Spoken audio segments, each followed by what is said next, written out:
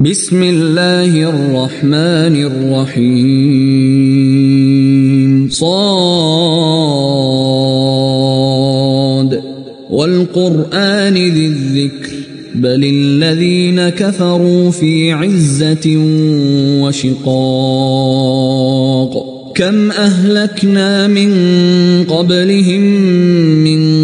قرن فنادوا ولا تحين مناص وعجبوا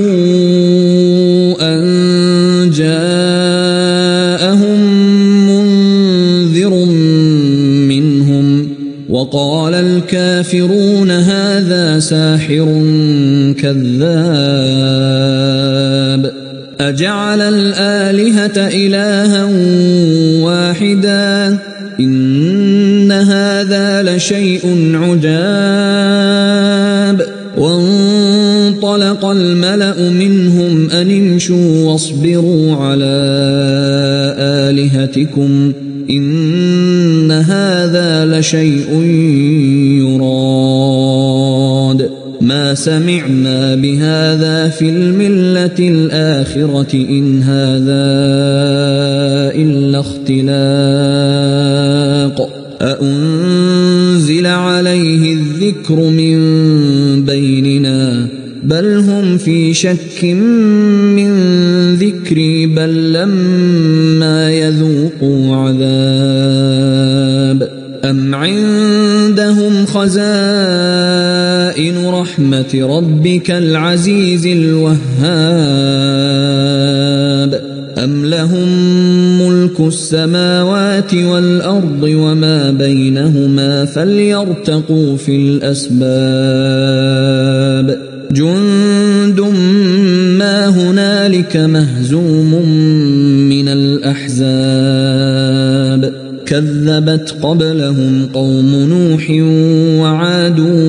وفرعون ذو الأوتاد وثمود وقوم لوط وأصحاب الأيكة أولئك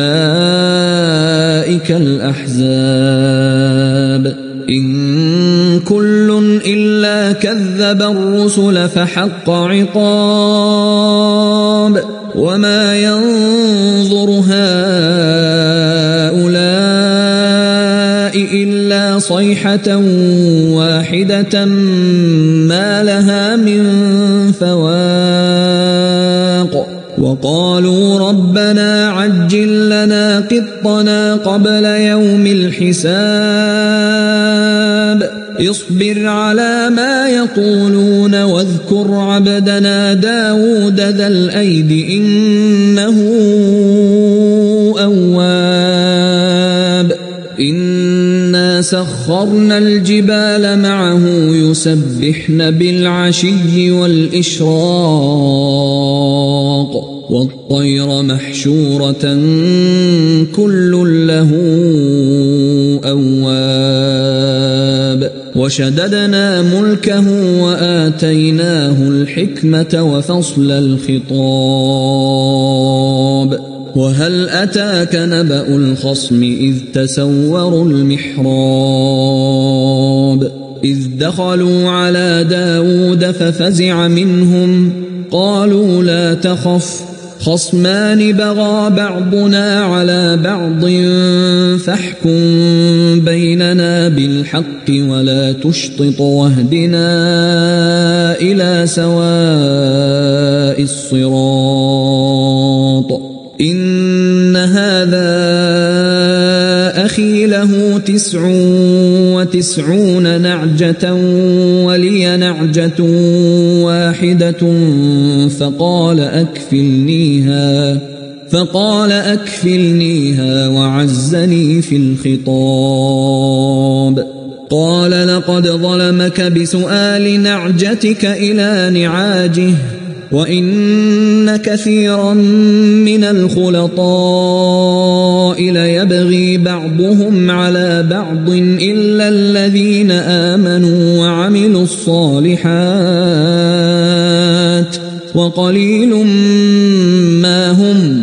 وظن داود أنما فتناه فاستغفر ربه وخر راكعا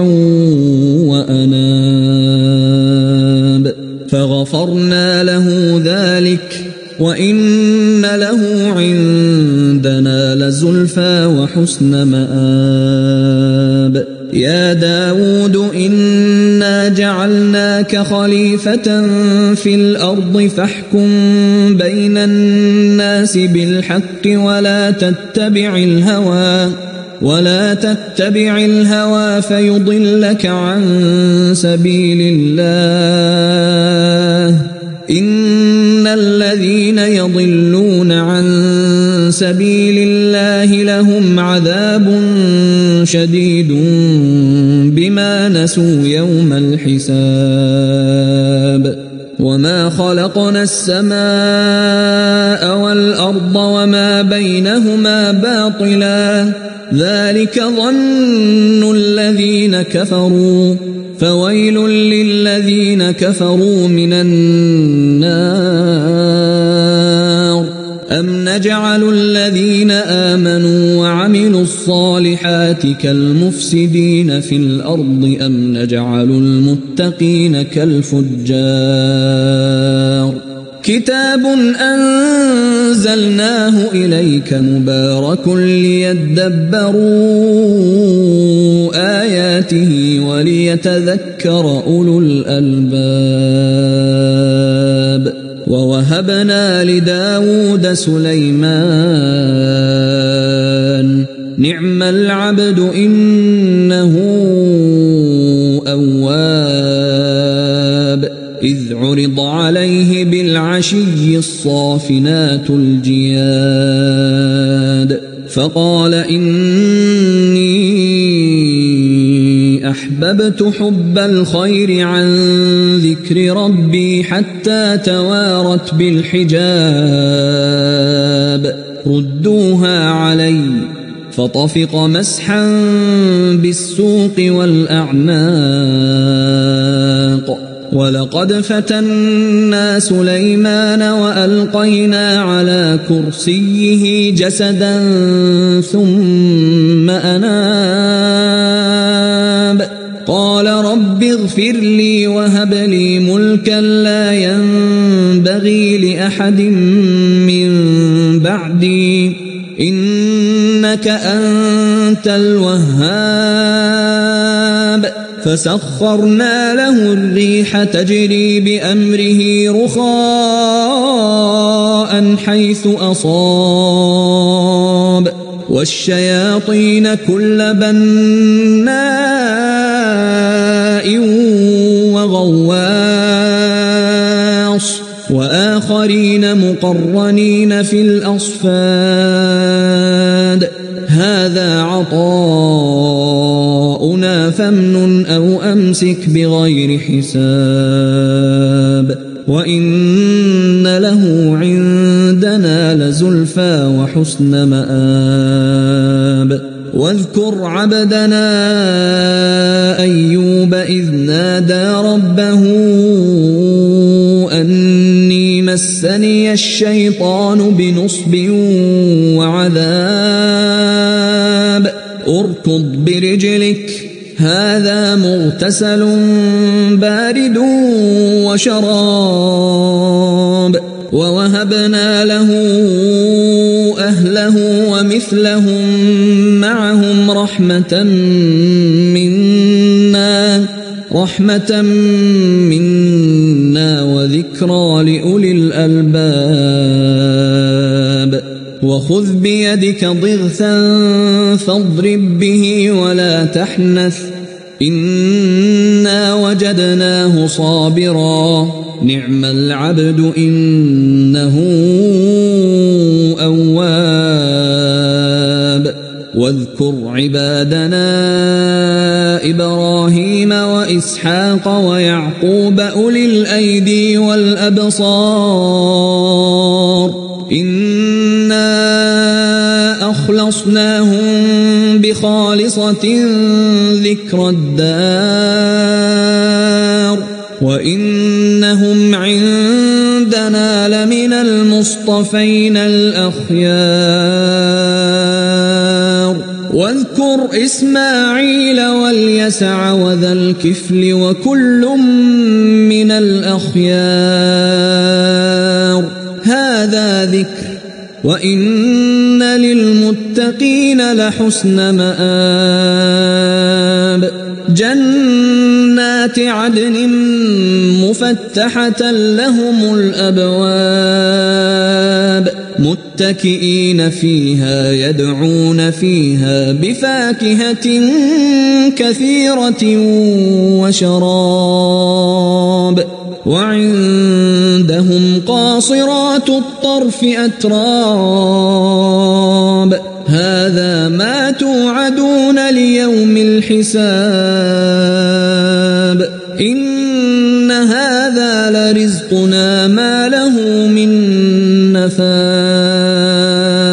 هذا وإن للطاغين لشر مآب جهنم يصلونها فبئس المهاد هذا فليذوقوه حميم وغساق وآخر من شكله أزواج هذا فوج مقتحم معكم لا مرحبا بهم إنهم صالوا النار قالوا بل أنتم لا مرحبا بكم أنتم قدمتموه لنا فبئس القرار قالوا ربنا من قدم لنا هذا فزده عذابا ضعفا في النار وقالوا ما لنا لا نرى رجالا كنا نعدهم من الأشرار أتخذناهم سخريا أم زاغت عنهم الأبصار إن ذلك لحق تخاصم أهل النار قل إنما أنا منذر وما من إله إلا الله الواحد القهار رب السماوات والأرض وما بينهما العزيز الغفار قل هو نبأ عظيم أنتم عنه معرضون ما كان لي من علم بالملأ الأعلى إذ يختصمون إن يوحى إلي إلا أنما أنا نذير مبين إذ قال ربك للملائكة إني خالق بشرا من طين فإذا سويته ونفخت فيه من روحي فقعوا له ساجدين فسجد الملائكة كلهم أجمعون إلا إبليس استكبر وكان من الكافرين قال يا إبليس ما منعك أن تسجد لما خلقت بيدي أستكبرت أم كنت من العالين قال أنا خير منه خلقتني من نار وخلقته من طين قال فاخرج منها فإنك رجيم وإن عليك لعنتي إلى يوم الدين قال رب فأنظرني إلى يوم يبعثون قال فإنك إنك من المنظرين إلى يوم الوقت المعلوم قال فبعزتك لأغوينهم أجمعين إلا عبادك منهم المخلصين قال فالحق والحق أقول لأملأن جهنم منك وممن تبعك منهم أجمعين قل ما أسألكم عليه من أجر وما أنا من المتكلفين إن هو إلا ذكر للعالمين ولتعلمن